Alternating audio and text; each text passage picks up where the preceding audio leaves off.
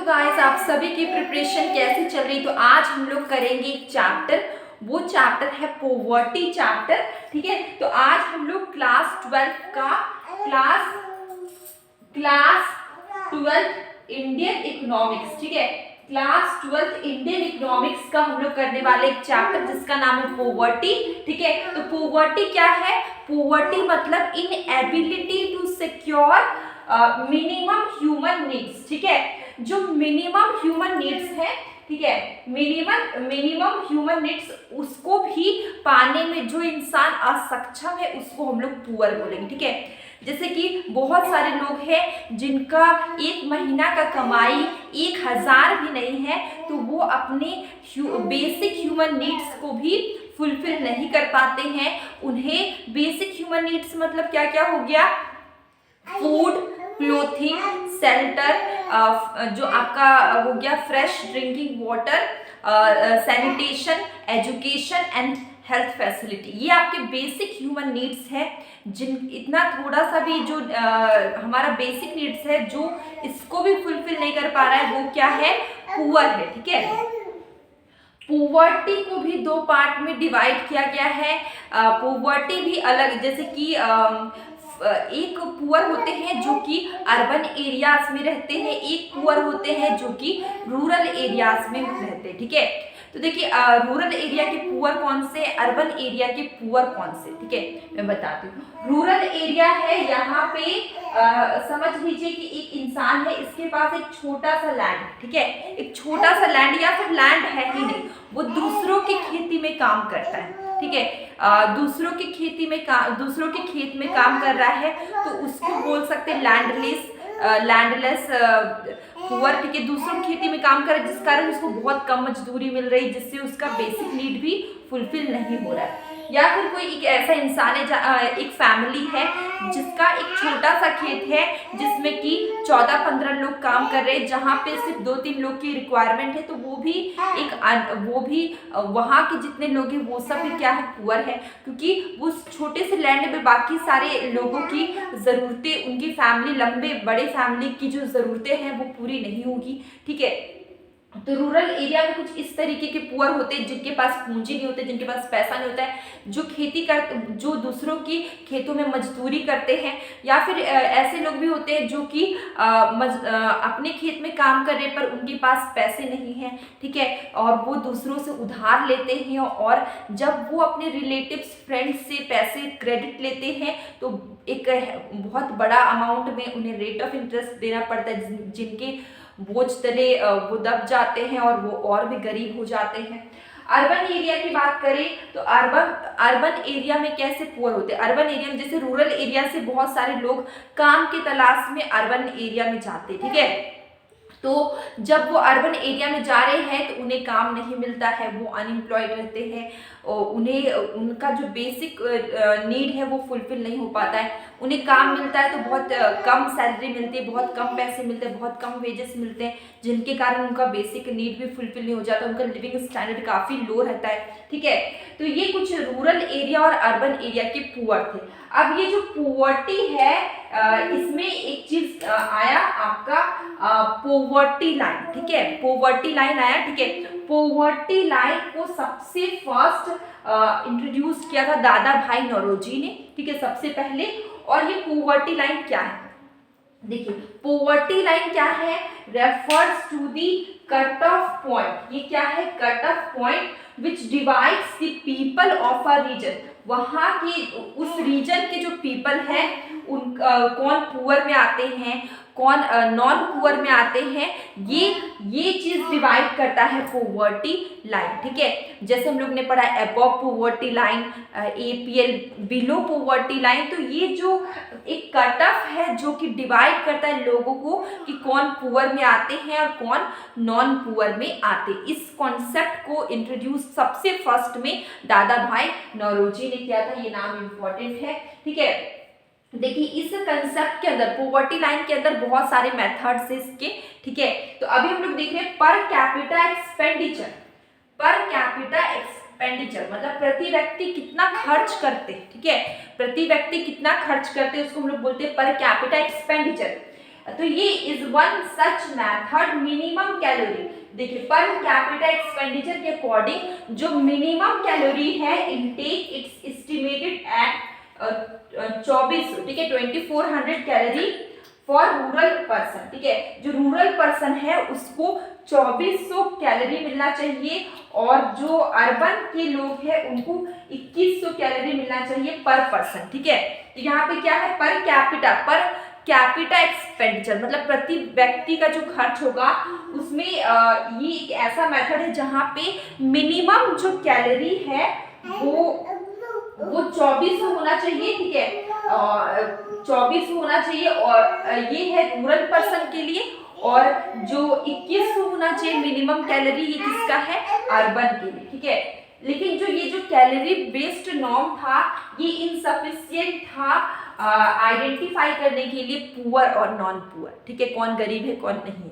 तो इसके बाद 2011-12 में देखिए यहाँ पे क्या आया कि 2011-12 में आया poverty line was defined as consumption worth, ठीक है। कंजम्पशन के अकॉर्डिंग पोवर्टी लाइन को डिफाइन किया गया, ठीक है, 2011-12 में, जहां पे 816 पर मंथ, ठीक है, एक रूरल एरिया में 816 पर मंथ होना चाहिए और एक पर्सन का, ठीक है, और 1000 पर पर्सन अ मंथ ये अर्बन एरिया में होना चाहिए। तो यहाँ पे जो पोवर्टी लाइन को डिफाइन किया गया वो यहाँ पे डिफाइन किया गया 816 पर पर्सन, कहाँ पे, रूरल एरिया में। कंजम्पशन होना चाहिए, क्या होना चाहिए, 816 का कंजम्पशन होना चाहिए पर पर्सन रूरल एरिया में, ठीक है। और यहाँ पे देखिए 1000 पर पर्सन होना चाहिए एक मंथ में अर्बन एरियाज में, ठीक है।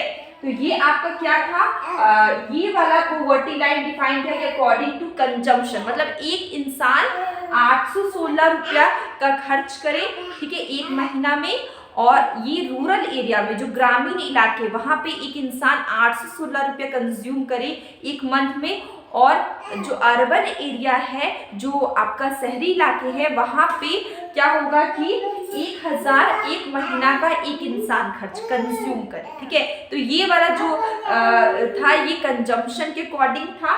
तो अब हम लोग पर कैपिटा एक्सपेंडिचर के दो मेथड हम लोग ने देख लिया, एक मिनिमम कैलोरी का कैलोरी बेस्ड और एक हम लोग ने देखा यहाँ पे कंजम्पशन बेस्ड, ठीक है। इसके अलावा हम लोग देखते हैं कॉजेस ऑफ पोवर्टी। पोवर्टी के बहुत सारे कारण होते हैं, जैसे कि इनइक्वालिटी, ठीक है। इनइक्वालिटी क्या हो गया कि हमारे यहाँ पे जो डिस्ट्रीब्यूशन है वो इक्वल डिस्ट्रीब्यूशन नहीं है, मतलब कि जो बहुत सारे पैसे एक रिच पर्सन के पास हमारा इकोनॉमी का सपोज कर लीजिए 70% पैसा है, और जो एक सफिशिएंट पर्सन मतलब एक रिच पर्सन के पास 70% मनी है और 30% मनी में सबको डिवाइड किया गया। तो यहाँ पे देखिए कोई इंसान बहुत रिच है, कोई इंसान बहुत पुअर है, कोई इंसान के पास 10 घर है, ठीक है, 50 गाड़ी है, लेकिन कोई इंसान के पास खाने को भी नहीं। तो ये जो डिस्ट्रीब्यूशन है वो इक्वल डिस्ट्रीब्यूशन नहीं है, ठीक है। इनइक्वालिटी के कारण, इनइक्वालिटी एक बहुत बड़ा कारण है पोवर्टी का, ठीक है। मतलब कि यहाँ पे सपोज करिए कि 10 लोग हैं, ठीक है, जिनके पास बहुत ज्यादा पैसा है, ठीक है, और यहाँ पे सपोज करिए 90 लोग ऐसे हैं, 90 नहीं, सपोज करिए यहाँ पे कि 60 लोग के पास बिल्कुल भी पैसा नहीं है, ठीक है, एकदम ह्यूमन नीड्स, बेसिक नीड्स भी फुलफिल नहीं कर पा रहे, और जो 30 लोग हैं उनके पास बस खाने पीने भर का, बस बेसिक खर्चों तक का पैसा है, ठीक है। तो कुछ इस तरीके से डिस्ट्रीब्यूशन होता है। तो ये क्या है, अनइक्वल डिस्ट्रीब्यूशन है, इनइक्वालिटी, इसके कारण भी गरीबी, ये भी एक गरीबी का बहुत बड़ा कारण है, ठीक है। अब under development of an economy, ठीक है, तो जो रूरल एरियाज हैं वहाँ पे डेवलपमेंट की बहुत कमी है, ठीक है, जिसके कारण क्या होता है कि जो रिसोर्सेस हैं उनका प्रॉपर यूटिलाइजेशन नहीं होता है, ठीक है, रिसोर्सेस का प्रॉपर यूटिलाइजेशन नहीं होता, जिस कारण जो गरीब है और भी गरीब होते जाते हैं। वहाँ पे क्या है, जो गांव वाले एरिया हैं वहाँ पे प्रॉपर स्कूलिंग नहीं है, अच्छी सड़कें नहीं है, ट्रांसपोर्टेशन का फैसिलिटी नहीं है, जिसके कारण क्या होता है कि उनके पास साधन कम है, उनके पास अगर थोड़ी बहुत नॉलेज आ भी जाती है तो उनके पास साधन कम है कि वो अपने नॉलेज को आगे बढ़ा सके। तो जिसके कारण क्या होता है कि रिसोर्स जो है उनका प्रॉपर यूटिलाइजेशन नहीं हो रहा है अंडर डेवलपमेंट के कारण। तो ये भी गरीबी का एक बहुत बड़ा कारण है। इन डेप्थनेस, ठीक है। तो जैसे कि सपोज करिए हम लोग एग्रीकल्चर ले लेते एग्जाम्पल में, जैसे कि कोई किसान है, अब खेती करने के लिए पैसों की बहुत ज़रूरत होती है, ठीक है। फॉर एग्जाम्पल हम लोग लेते इन डेप्थनेस का, ठीक है, एग्रीकल्चर। अब खेती करने के लिए पैसों की बहुत ज़रूरत होती है क्योंकि हर चीज़ पैसे से आती है।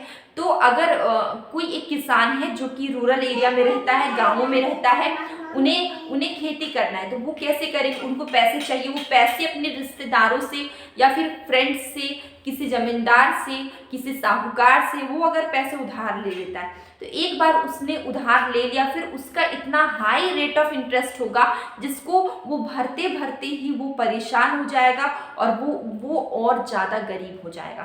तो इन डेप्थनेस है जिसके कारण भी गरीबी और ज़्यादा बढ़ती है। इसके अलावा प्राइस इन्फ्लेशन कि लोगों के पास साधन कम है, पैसे कम है, ठीक है, और प्राइस कंटिन्यूअसली बढ़ रहा है जिस कारण वो बेसिक नीड्स को भी फुलफिल नहीं कर पा रहे हैं, ठीक है, क्योंकि उनके पास ज़्यादा पैसे नहीं, ज़्यादा अर्निंग नहीं, वेजेस कम मिल रहे हैं और जो उनका इनकम है वो काफ़ी कम है, रियल इनकम काफ़ी कम है और जो प्रोडक्ट्स, जो भी कमोडिटी, उनकी प्राइसेस आसमान छू रहे हैं। तो जिसके कारण वो जो अपना बेसिक नीड है जैसे फूड, क्लोथिंग, ये बेसिक नीड्स भी फुलफिल नहीं कर रहे, नहीं कर पा रहे। तो इसका एक रीज़न क्या है, प्राइस इन्फ्लेशन, जो क्या बोलते हैं, किसी भी वस्तु का कीमत बढ़ना, ठीक है। इसके कारण वो क्या करेंगे, अपनी बेसिक चीज़ों को भी नहीं खरीद पाएंगे।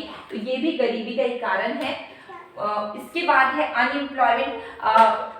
नॉलेज होने के बाद भी कभी कभी जॉब नहीं मिल पाती बहुत सारे कारणों के कारण, ठीक है। तो रोजगार ही नहीं होगा तो उन्हें पैसे कहाँ से आएंगे, पैसे नहीं आएंगे तो बेसिक ह्यूमन नीड्स फुलफिल नहीं हो पाएगा जिसके कारण भी गरीबी और ज़्यादा बढ़ती है। इलिटरेसी बोल सकते हैं।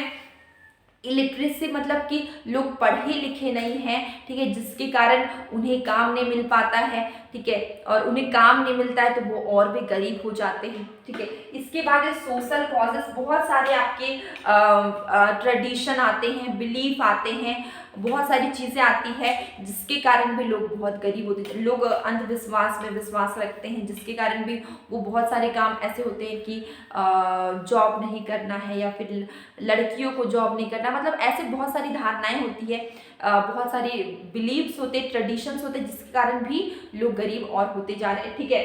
तो इसके बाद क्या है, ये तो हमारे कुछ कॉजेस थे पॉवर्टी, ठीक है, ये क्या थे, कॉजेस थे पॉवर्टी के। अब हम लोग देखते हैं गवर्नमेंट ने क्या कदम उठाया पॉवर्टी को कम करने का, पॉवर्टी एलिवेशन प्रोग्राम, ठीक है। बहुत सारे प्रोग्राम हैं तो मैंने 2 लिखा है यहाँ पे। जैसे कि देखिए पॉवर्टी एलिवेशन प्रोग्राम की अगर हम बात करें, बहुत सारे प्रोग्राम आते हैं तो मैंने यहाँ पे 2 लिखा, रूरल एम्प्लॉयमेंट जनरेशन प्रोग्राम, ठीक है, जिसको हम लोग बोलेंगे REGP, ठीक है, रूरल एम्प्लॉयमेंट जनरेशन प्रोग्राम। इस रूरल वर्ड से ही आपको पता चलता होगा कि ग्रामीण इलाकों में एम्प्लॉयमेंट देना है, ठीक है, ग्रामीण इलाकों में एम्प्लॉयमेंट देना है। जैसे कि ग्रामीण में छोटे छोटे लघु उद्योग होते हैं, कुटीर उद्योग होते हैं, ठीक है, तो उनका एक अलग बिजनेस होता है, बांस की चीज़ों से कुछ बनाना, वो हाथ से हस्तकला, ठीक है, तो वो सारी चीज़ों को भी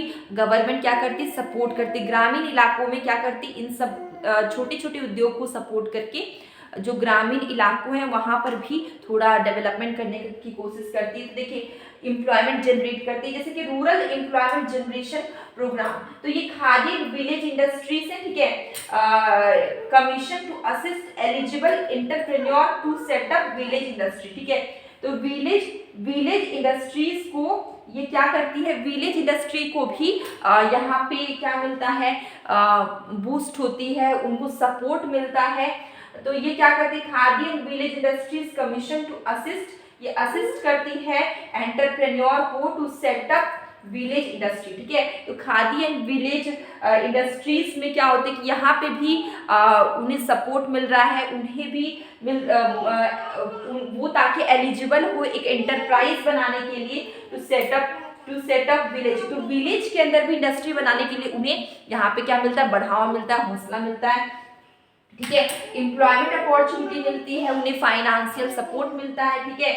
तो इससे क्या होगा कि एम्प्लॉयमेंट अपॉर्चुनिटी जनरेट होगी रूरल एरिया में, विलेजेस में, ठीक है। इसके अलावा सेकेंड हमारा क्या है, प्राइम मिनिस्टर रोजगार योजना, ठीक है। इसके अलावा क्या है, प्राइम मिनिस्टर रोजगार योजना, ठीक है, जिसको हम लोग PMRY बोलते हैं। तो ये प्रोवाइड करती है financial assistance to set up any kind of enterprise, ठीक है। देखिए ये भी प्रोवाइड करती है financial assistance to set up any kind of enterprise, जैसे कि ये जनरेट करती है employment opportunity to educated unemployed, ठीक है। तो ये यहाँ पे देखिए प्रधानमंत्री रोजगार योजना में जो भी लोग एजुकेटेड है फिर भी अनएम्प्लॉयड है, ठीक है, पढ़ लिख के भी अनएम्प्लॉयड है, तो उनको क्या मिलेगा, उनको यहाँ पे काम मिलेगा। जिनका इनकम लो इनकम है, ठीक है, फैमिलीज में रूरल और अर्बन एरियाज में, उनको क्या मिलेगा, यहाँ पे एम्प्लॉयमेंट अपॉर्चुनिटी मिलेगी, ठीक है। तो ये क्या करती है, फाइनेंशियल असिस्टेंस प्रोवाइड करती है आपका प्राइम मिनिस्टर रोजगार योजना, ठीक है। और भी बहुत सारे हैं, मनरेगा है, बहुत सारे और भी आपकी पॉवर्टी एलिवेशन प्रोग्राम्स हैं, ठीक है। तो ये हमारा एक छोटा सा बोल सकते हैं वन शॉट वीडियो था, जिसमें कि हम लोग ने पॉवर्टी चैप्टर को कवर किया है, जो कि क्लास 12 इंडियन इकोनॉमिक्स का एक इम्पॉर्टेंट पार्ट है, एक चैप्टर है। तो अगर आप क्लास 12 के स्टूडेंट्स हैं तो प्लीज़ अपने फ्रेंड्स को भी ये वीडियो शेयर करें ताकि उनकी हेल्प हो जाए। और अब हम लोग मिलेंगे कल एक न्यू वीडियो में।